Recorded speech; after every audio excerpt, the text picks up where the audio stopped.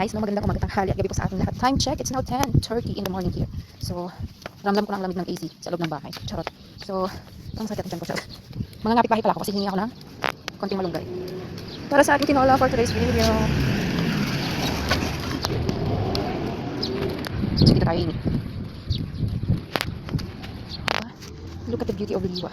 Actually, medyo may hamog-hamog na eh. Lalo na sa part doon, no? But anyways, more pa yan sa December. Tijo! Tijo! Kapapaalam na tayo. So, kuha tayo dito. Ayan, diba? May bagong tubong na nga. Fresh ng dahon niya, oh.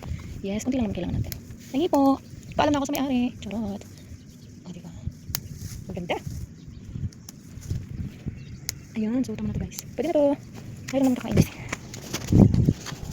Tapos nanghingi ako sa kapitbahay. Tapos, ano pala? Daming bulak na ko. Wow, so pretty. Pauwi na tayo, guys. Kasi magigising na yung amo ko mag-ganito. So, ayan na guys. Pinapakuluan ko ng ating tinolang manok. Lagyan natin ang ating papaya. Wow. Look at the soup. Ilang magic kaya yun. Ano, something special about this for you. Hi guys.